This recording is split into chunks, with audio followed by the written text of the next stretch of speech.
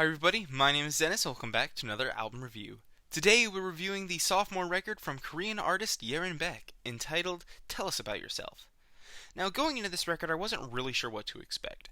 I know that as far as K-pop goes, she doesn't have quite the platform that, some of the heavy hitters like BTS and Blackpink have, and this was her very first time making an entirely English release.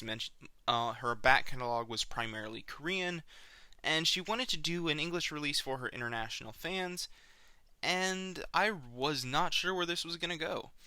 And to my pleasant surprise, there's a lot of different styles on here, some really great vocal performances, and some sharp lyricism to top it all off.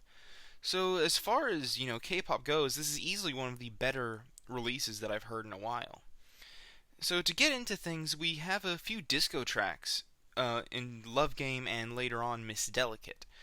Lovegame being an amazing opener, has a slick bass line, some great vocals, and I love the story she presents here where, almost being sick of playing this game with someone that she's in love with or who maybe she used to love.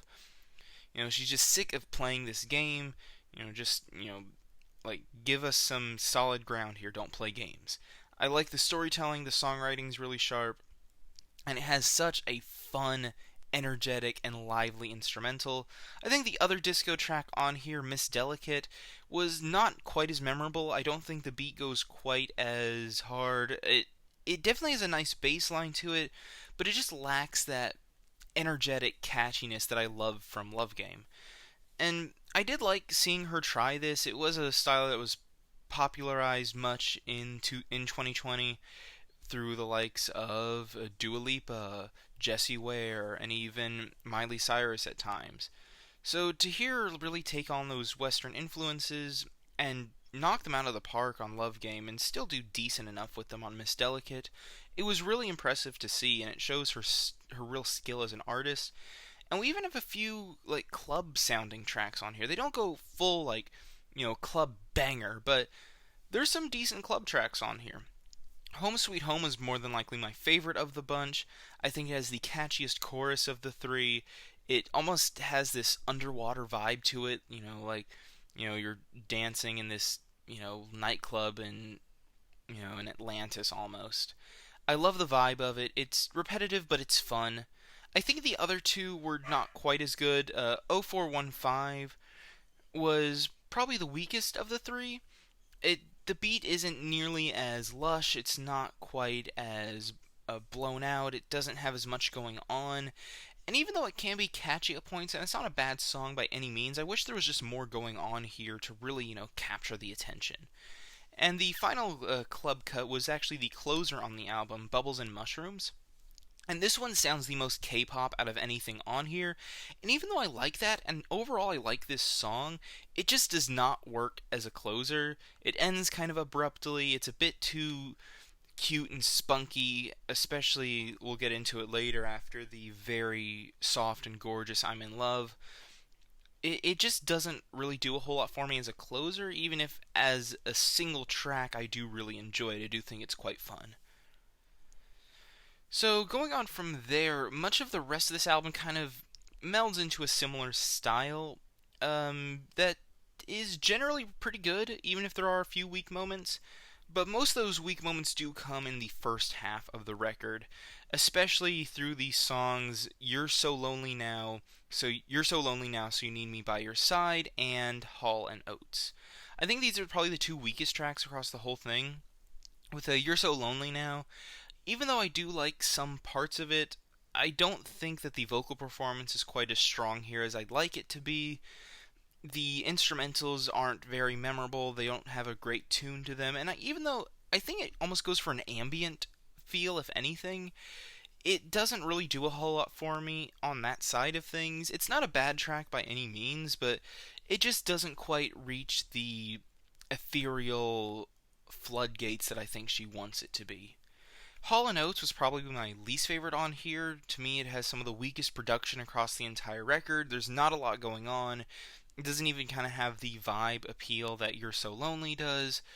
But it's still not bad. It's not a bad track. It's just probably the weakest on this record, just because I don't think it has enough going on to really warrant coming back to it.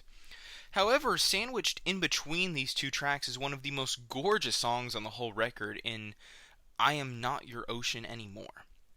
Oh my goodness, this vocal performance is just something else. It really is. The way her voice rises through the chorus, you have this minimalistic instrumental going on that just carries her voice to astounding heights. I just cannot get enough of this song. It's a really, really gorgeous moment on this record, and one of the strongest for sure. So after all this, we do get a nice little pretty interlude, and then after that is when the album really starts getting good for me. After that is the track Loner, which is gorgeous. It is slow, has this beautiful build up through it, it has a wide variety of instrumentals that go into it, and it just ends up being a gorgeous song. I love the soft subtlety of the chorus. It just ends up being really, really beautiful. Then we have Home Sweet Home, which I talked about earlier, and then Loveless, another gorgeous, gorgeous song. It's got this really fun, spunky chorus. It's one of the catchiest across the whole album, and it's kind of just this reflection on, getting over someone, trying to move on past these past relationships, and it just conveys that idea so well, yet still has such a fun sound to it, and I love that contrast. I think it works really, really well. And then we have one of my favorite songs on here of Hate You. It is the most hard-hitting song of the entire record. It is so punchy, it's so aggressive. The lyricism is full of profanity, which is very scarce across this entire record, but it is chock full of it on this song, and I am here for it. The songwriting has gone from it's been so long, but I still miss you, and then there's parts of it, like, I'm tired of what you're doing, but I still love you, to no, I'm done with you. It's a big ol' middle finger of a song, and I love it.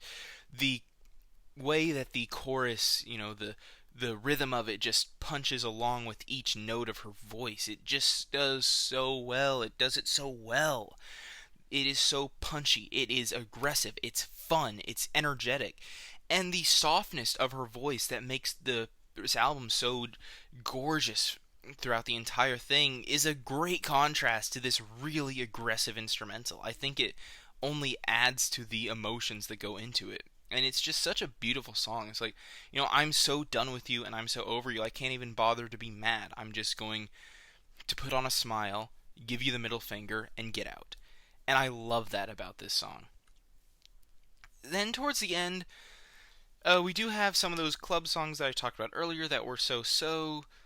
But then the song I'm in Love is what I think should have been the closer on here, because it is just gorgeous. It kind of tops off this whole will they, won't they kind of vibe, and it turns it into her finally finding someone who treats her like she should be treated. It's one of the softest songs on here, but it's also one of the most gorgeous. It's very emotionally potent. I think her vocals do nothing but complement the styles on here, and it ends up just being a really, really beautiful track that would have closed the album off perfectly if Bubbles and Mushrooms weren't inexplicably put at the end. So, I guess my overall thoughts on the album were that it was really good. It was surprisingly good. There's a lot of tracks on here that I just really, really love. From the disco to the club to the pop to just everything that makes up this record. I mean, there's hard-hitting pianos, there's great guitar lines, there's like a sax at points in here. There's so much creative energy going on in here. And even though I do think some of the tracks did play it a little safe, some of those ones that I wasn't as big of a fan of, I think could have done more. She played it a bit safe at times. I'm really excited to see where she goes from here. She's definitely going to be someone I'm looking out for in the years to come. Because as far as K-pop goes, she is easily one of my favorites now, just from this album alone. So that being said, I'm feeling a strong 7 on this one. Definitely check it out. Definitely check out some of the songs on here. I feel like if you just like pop music at all, you'll at least come away with a couple songs on here that you love. So with all that being said, tell me what you thought of this album down in the comments below. Be sure to tell me how wrong my opinion is, as always, and I will see you in the next review.